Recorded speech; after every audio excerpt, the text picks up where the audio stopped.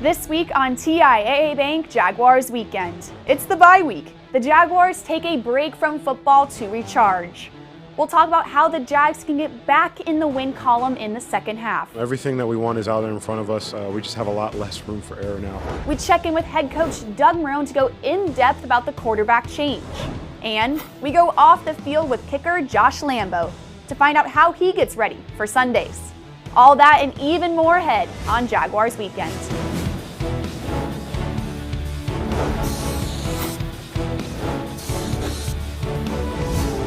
This is TIAA Bank Jaguars Weekend. TIAA Bank, created to serve, built to perform. And Geico, 15 minutes could save you 15% or more on car insurance. Visit geico.com to see how much you could save. I made a decision on the quarterbacks, and then Nick will be our starting quarterback going forward. I told the players today, and I want to get it to you, and I just wanted to do the right thing. Doug Marrone made his decision. Nick Foles will be the starting quarterback moving forward. Hello and welcome to TIAA Bank Jaguars Weekend. I'm Ashlyn Sullivan. The Jaguars are still feeling that loss in London against the Texans. But the bye week is here, and it couldn't have come at a better time. The Jaguars are getting healthy and are refocused on their season goals. With Nick Foles back under center, their playoff hopes are still alive, but their margin of error is slim. The Jaguars have a Super Bowl MVP back under center. He supported Gardner Minshew during the first half of the season. He helped him on the bench during games and in the film room during the week. The Jaguars leaders are happy to have his voice in the locker room. Foles is a captain of the team too. He's a great leader, and I think he's going to give us opportunity to win a lot of games. The focus now is to get Nick Foles ready to start in Week 11. But we can't forget about Minshew Mania. His teammates all appreciate what number 15 did. Huge thing that this team is echoing is so grateful for the effort and the play of Gardner Minshew, of him coming out there, helping us win games and keep the season alive. It was a great problem to have. Two talented quarterbacks, but only one can play on Sundays. Doug Marrone chose Nick Foles. For me, it was, looking back at all the work that we put in, and I just go back to the experience and what he's going to be able to do. I think that's going to give us the ability, a better chance of winning right now. Talking quarterbacks this week as we welcome in Brian Sexton and John Ogier. Doug Marrone announcing Nick Foles will be the starting quarterback going forward. I think we all agree that it's probably the right decision at this point. Well, it just felt, I guess we had said all along that give this time, it'll play out. And I assumed that by week 8 of Gardner Minshew's tenure that you would sort of know the right decision. As it turned out, I think after London you did. And even if you step away from the emotion of London, which I think Doug tried to do before making this, I think you looked at it and said, this is the guy with the experience. We signed him for this reason. And I don't think there was really that much doubt or that much uncertainty once he came time to sit down and do it. I think really the only surprise was that he made the announcement so quick. I mean, I think we all can make the case for why Nick Foles is the right choice. I think it's a good time for the young quarterback now. He was looking like a rookie. He can sit and learn behind Nick Foles, but the primary thing is this is a team built to win now. Foles gives you the best chance to do that. One thing that stood out, we were just talking to a few guys in the locker room, and everyone made it known how appreciative they were of Gardner Minshew. I mean, when they said how great it was that Foles is back, they also had to say, man, Gardner Minshew did a great job. He's incredibly well-liked. Beloved might be a little bit strong, other than the fan base. I mean, how many headbands and mustaches did you see? I mean, I do think that the players like him. I do think his future is bright. If his play and his personality both stay strong, the kid's going to have a long future in Jacksonville. I don't care how well he's liked. He did a great job. 4-4 to get this team to that point. Anybody would have taken it. It's a remarkable job for a backup who was a rookie who wasn't expected to do this. Job well done. Well, here's to hoping some Foles magic comes here soon to Jacksonville. Much more to come here on Jaguars Weekend. Traveling to London is like second nature to the Jaguars, but it's not easy for the players, coaches, and staff. Coming up later, we take you behind the scenes as the Jaguars cross the pond. Plus, there were some great moments, and others we'd like to forget. Coming up next, Coach Marrone sits down with our Jeff Loggeman to give his perspective on the quarterback decision. All that and much more straight ahead on TIAA Bank Jaguars Weekend. Biggest thing was get away from the game. Go relax, enjoy yourself. Don't even think about football unless you want to. But enjoy yourself, get away, and then come back ready to work. The Jaguars take a breather from football and look to come back as focused as ever on getting enough wins to force themselves into the playoff race. Welcome back to TIAA Bank Jaguars Weekend. I'm Ashlyn Sullivan. Before the season started, if someone told you the Jaguars' starting quarterback would only play 11 snaps and their best player would be traded, you would probably think postseason was impossible. Well, all that happened, and the Jaguars are sitting in the middle of the playoff race with their starting quarterback back in the lineup. Head coach Doug Rohn sits down with our Jeff Loggeman in the Cadillac film room to get his thoughts on why he decided to make Nick Foles the starting quarterback. Boy, Doug, difficult decisions for head coaches come every now and again, but none of them are bigger than a quarterback, and you made the decision going forward Nick Foles is going to be your quarterback, and it had to be incredibly difficult. Well, I think it's always tough. When people say, hey, it's not a bad decision that you have to make, but what happens is, how to get to the right decision, and then what you have to do when you talk to both players afterwards, it's always going to be tough on one side. And I think that, we understand the business of it, but it's, you're still a feelings type, business. And even though people don't think don't worry about someone's feelings, you do.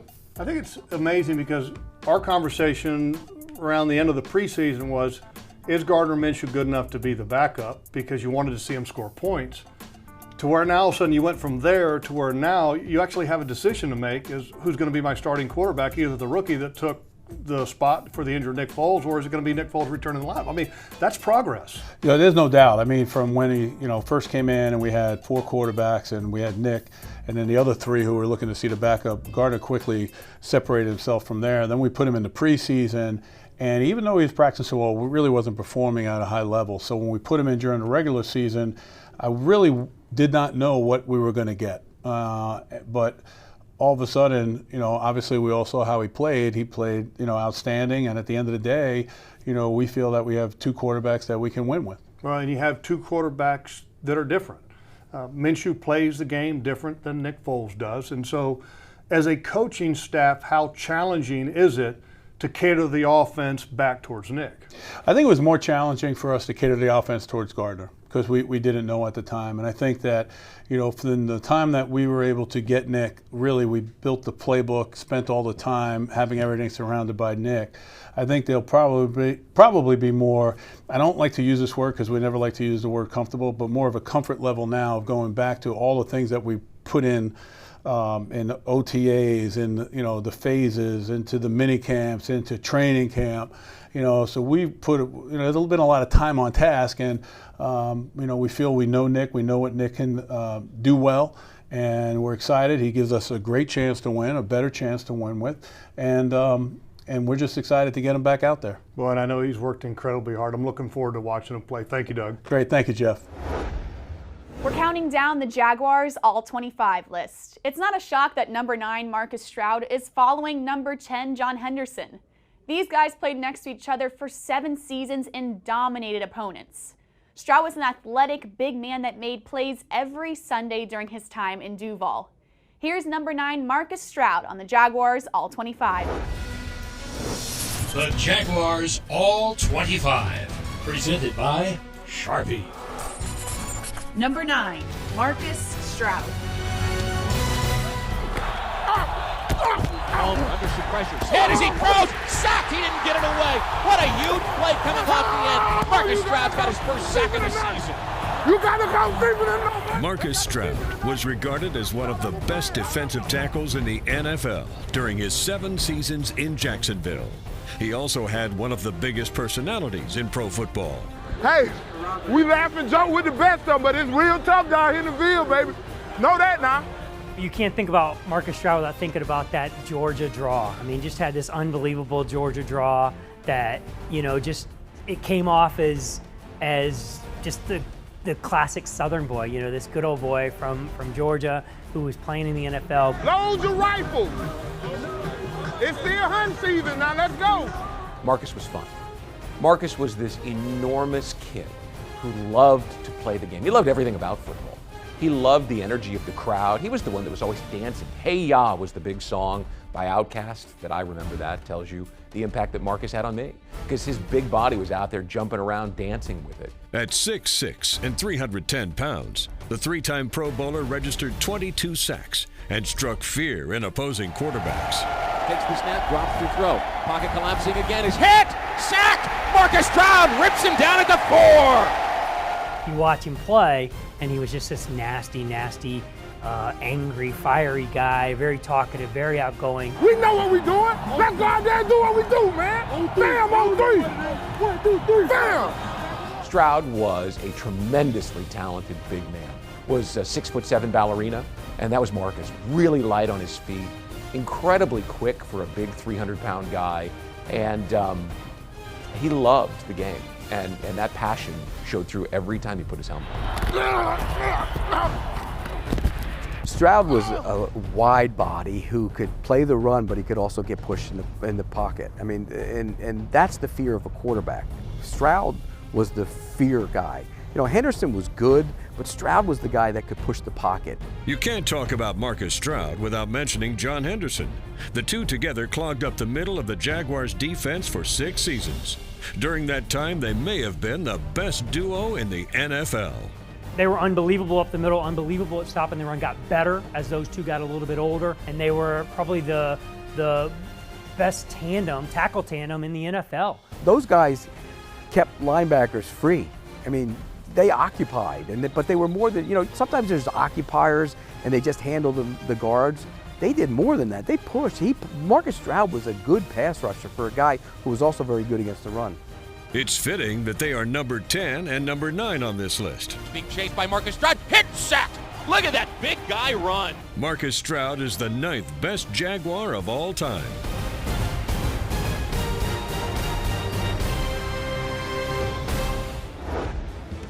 Josh Lambo is perfect this season. Coming up next, find out how the kicker keeps his legs fresh during a long season.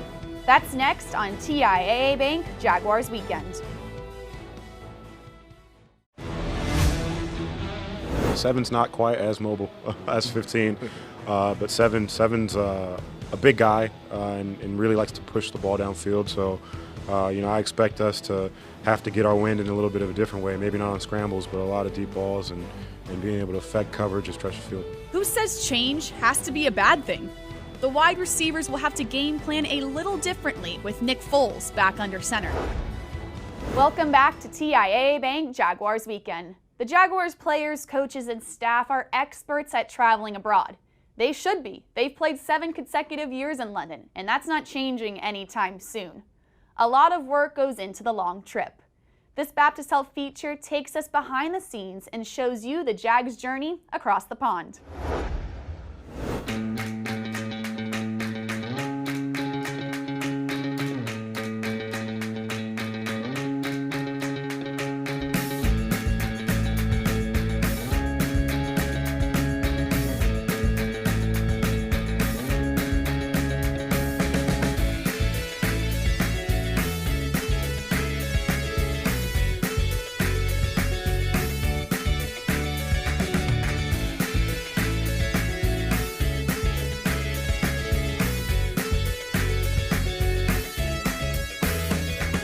Travel anywhere and it's going to take a toll on your body, so it's a lot of things that you normally do to prep for games that you can't do because of the 8-hour flight and stuff. So we just got to stay ahead and try to keep our bodies as not healthy but just regulated. Just make sure that you hydrate a lot, get a lot of rest, you know, just get in your playbook because we got here a little early, so it's a lot of distractions, but just make sure that you're in your book. I mean, we love coming here, and, you know, we've been doing it so often that, you know, we do have a great fan base out here. We've been fans for about 4 years, and it's like coming to be able to meet them, see them train, see them play.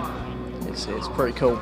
This is special. This is the first time that I've seen a practice. I'm usually at work, so I've had to miss it every year, but we come to all the games. So to see the guys this close and try to understand a little bit more about the game is fantastic. I think that it's a really good opportunity for people to interact with the players that you wouldn't get of other teams, or even like, you know, English Premier League teams over here. You just wouldn't have the same interaction. If you're like a person that's into the memorabilia and sign memorabilia, you know, we get to sign memorabilia, which is always cool, and we're not the sort of people that'll put it on eBay the next week either. So.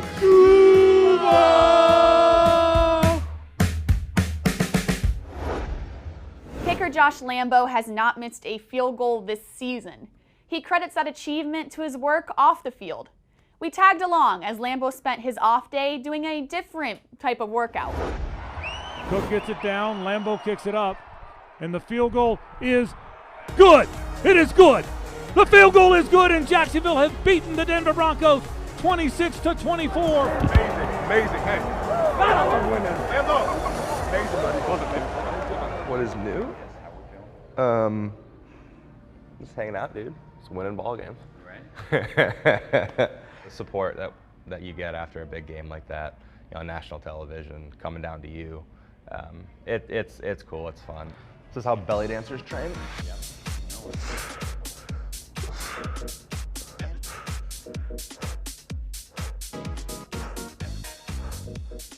Obviously, I tore my groin last year. If I wasn't doing Pilates, I think it would have tore much sooner, which would have had an impact on my contract, which would have had an impact on my whole life. So I genuinely do believe it keeps me healthier, keeps me on the field. Pilates works out all of the kind of minuscule muscles that support those big muscles that you really do work out in the gym.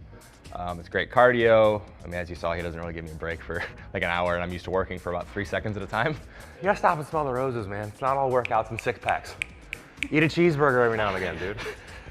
Don't look at me like that. 2 and 1. And how long?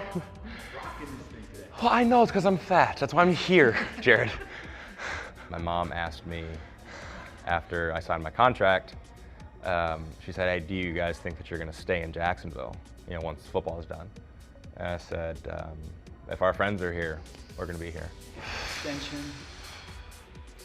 Yeah. Jared started this business in the city where he lives with his family. Like, it is important to him, which is awesome. It's the same thing. Like, I want to win for the fans here. I want to be a part of the community. Done? Done. Thanks, homie. Another good session as always. I appreciate you. Yeah, man. Up next, we look ahead to the final 7 games of the season and discuss how the Jaguars get consistent. That's next on TIAA Bank Jaguars Weekend.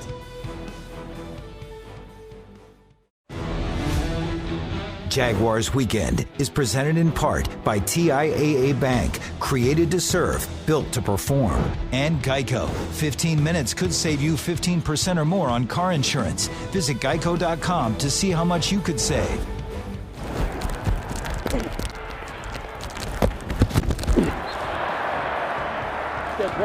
Yes, sir! It look like I'm in Madden right now.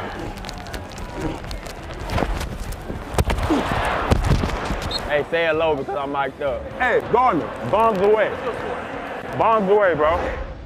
DJ Chark mic'd up in London. You're hoping to have a productive season from him this second half of the season, that's for sure. As we welcome in Brian and John yet again, I think the biggest thing that stood out to me the first half of the season is the lack of consistency with this team. One week, they're running team, they're playing great defense. The next week, that doesn't show up. You hope to fix that the second half. Well, and I'm not sure you will. I think right now this is an average team. You're 4-5. You have beaten the bad teams you've played. You struggled against the good teams. You hope that Nick Foles can bring you out of that. They're going to search from that. I think the way this team gets back to its identity is it can get some leads. It can avoid the turnovers. Once you're ahead with this team, it can still play defense at a very high level when it's rushing the passer. I don't know that you're going to see great consistency, but I think the key for them is squeeze out the games you can win, ride Foles toward that. I do think you will see consistency to a greater degree on both sides of the ball. Here's why.